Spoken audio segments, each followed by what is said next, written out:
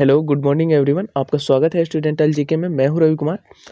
तो आज मैं लेके आया हूं आप लोगों के सामने 6 जनवरी 2022 का current affairs and top GK. आज के करंट अफेयर्स का जो पीडीएफ फाइल है उसका डाउनलोड लिंक नीचे डिस्क्रिप्शन में है, वहां से जाकर के आप उसे डाउनलोड कर सकते हैं और आप उसे अपने डिवाइस में सेव कर सकते हैं। तो चलिए आज की वीडियो को शुरू करते हैं। तो पहला प्रश्न आप लोगों के सामने आ जाता है, 3 lakh crore dollar market value वाली पहली कंपनी कौन बनी है? तो उसका आंसर है एप्पल। एप्पल जो है दुनिया की सबसे धनवान कंपनी बन गई है, यानी इनके पास सबसे ज़्यादा पूंजी है, 3 lakh crore dollar. Dollar means अमेरिकी डॉलर। सेकंड क्वेश्चन है, प्रधानमंत्री उजाला योजना की शुरुआत कब हुई थी? तो इसका आंसर है 5 जनवरी 2015 को। प्रधानमंत्री उजाला योजना की शुरुआत 5 जनवरी 2015 को हुई थी। इसके तहत लोगों को एलईडी बल्ब दिए जाते हैं जिससे बिजली की खपत भी कम हो और अच्छी ऊर्जा भी मिले।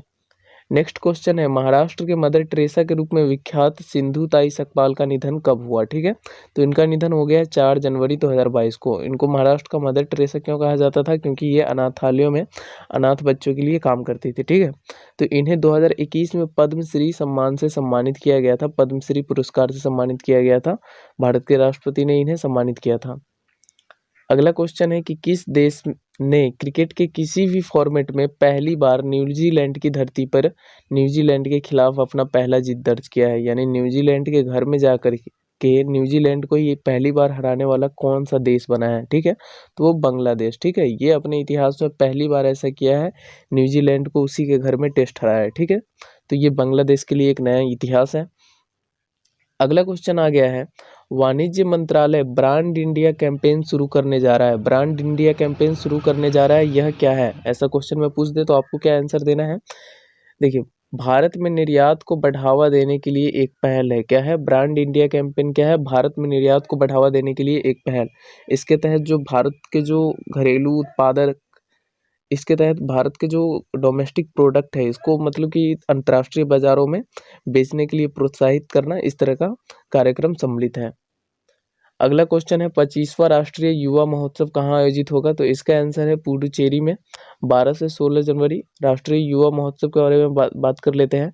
राष्ट्रीय युवा महोत्सव प्रत्येक वर्ष अलग अलग राज्यों में मनाया जाता है, तो इस बार जो 2022 का राष्ट्रीय युवा महोत्सव है वो पुडुचेरी, जो कि एक केंद्र शासित प्रदेश है, वहाँ मनाया जा रहा है। ठीक है, उसके बाद यह महोत्सव स्वामी विवेकानंद की जयंती के दिन शुरू होता है, यानी कि 12 जनवरी से। ठीक है, और एक सप्ताह तक चलता है। तो इस बार का है 12 जनवरी से 16 जनवरी तक।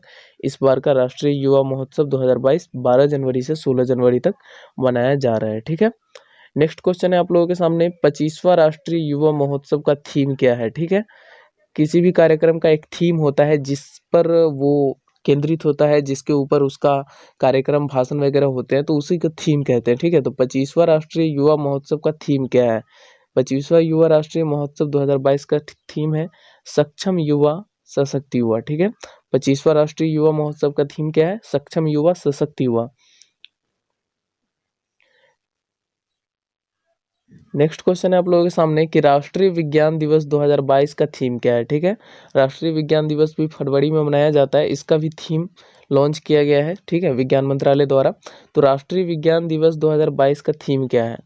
तो इसका थीम थोड़ा लंबा है, ध्यान रखिएगा इसको। विज्ञान और प्रौद्योगिकी की एकीकरण से उज्जवल भविष्य की ओर, यह राष्ट्रीय विज्ञान दिवस 2022 का थीम है। ठीक है, राष्ट्रीय विज्ञान दिवस के बारे में जान लेते हैं। राष्ट्रीय विज्ञान दिवस प्रत्येक वर्ष 28 फरवरी को मनाया जाता है। कब मनाया जाता है? 28 फरवरी को।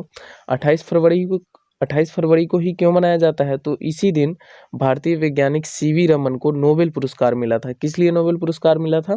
तो रामन प्रकीर्णन प्रभाव के खोज के लिए। क्या? रामन प्रकीर्णन प्रभाव के खोज के लिए नोबेल पुरस्कार मिला था भारतीय वैज्ञानिक सीवी रमन को।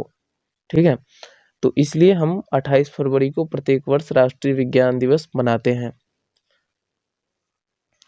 अगला क्वेश्चन आप लोगों के सामने है कि भारत में वर्ष 2020-21 में कितने पवन ऊर्जा का उत्पादन हुआ? पवन ऊर्जा यानी वाइंड एनर्जी। ठीक है, जो पवन चक्कियों से जो ऊर्जा मिलती है हमें, उसे हम कहते हैं पवन ऊर्जा यानी कि वाइंड एनर्जी। ठीक है, तो इसमें है कि 2223 किलोवाट। ठीक है, कितने एनर्जी मिले हमको वाइंड एनर्जी 2020-21 में? 2223 किलोवाट। समझ गए? तो लगातार हमारा देश वाइंड एनर्जी में अच्छा काम कर रहा है। तो आज का जो करंट अफेयर्स यहीं पर खत्म होता है दोस्तों। हम उसी क्वेश्चन को यहाँ रखते हैं अपने पीडीएफ फाइल में जो एग्जाम की दृष्टि से इंपॉर्टेंट है। वैसे रोजाना अगर करंट अफेयर्स देखें तो हजारों में बन जाते हैं, लेकिन आपको वही पढ़ना है ना जो एग्जाम में काम आए। सारा का क्यों ढूंढना है आपको, ठीक है। तो नेक्स्ट है फ्रेंड्स 6 जनवरी का इतिहास, ठीक है। तो 6 जनवरी के इतिहास के बारे में भी हम जान लेते हैं। तो क्या था कि 6 जनवरी 1850 ईस्वी को प्रसिद्ध हिंदी कवि भारतेंदु हरिश्चंद्र का जन्म हुआ था। कब हुआ था? 1850 को किसका जन्म हुआ था? भारतेंदु हरिश्चंद्र को 6 जनवरी के दिन, ठीक है। तो नेक्स्ट है यहाँ पर देखिए कि 6 जनवरी 1955 को मिस्टर बीन, आप लोग यूट्यूब पर या किसी सोशल मीडिया प्लेटफॉर्म पर इनका वीडियो जरूर देखे होंगे। मिस्टर बीन के नाम से विख्यात अभिनेता रोवर सेबेस्टियन का जन्म हुआ था। किनका? रोवर सेबेस्टियन का जन्म हुआ था। चलिए अगला अगला टॉपिक देख लेते हैं। इसमें क्या है कि 6 जनवरी 1959 ईस्वी को भारत के पूर्व क्रिकेटर और 1983 वर्ल्ड कप विजेता क्रिकेट टीम के कप्तान कपिल देव का जन्म हुआ था, ठीक है। कपिल देव को तो आप जानते ही होंगे, जब इनके ही अगुवाई में यानी जब ये टीम की कप्तानी कर रहे थे तो हमारा इंडिया पहला क्रिकेट वर्ल्ड कप जीता था 1983 में। अभी अभी इन पर एक फिल्म भी बनी है जिसका नाम 83 है, जिसमें रणवीर कपूर और दीपिका पादुकोण प्रमुख भूमिका में है, ठीक है। तो अगला जो प्रश्न है आप लोगों के सामने अब वो देख लेते हैं। अब अगला जो प्रश्न है आप लोगों के सामने वो देख लेते हैं। 6 जनवरी 1966 ईस्वी में ऑस्कर अवार्ड से सम्मानित संगीतकार ए आर रहमान अपने ही देश का है। ए आर रहमान का जन्म हुआ था। अगला है 6 जनवरी 1929 को मदर टेरेसा भारत आई थी। मदर टेरेसा जिनको नोबेल पुरस्कार मिला था किसके लिए? सेवा भाव के लिए, ठीक है।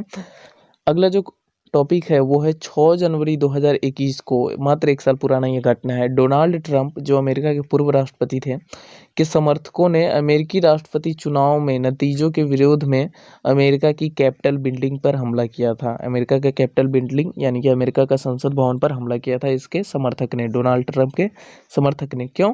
क्योंकि वो अमेरिकी राष्ट्रपति चुनाव हार गए थे, ठीक है।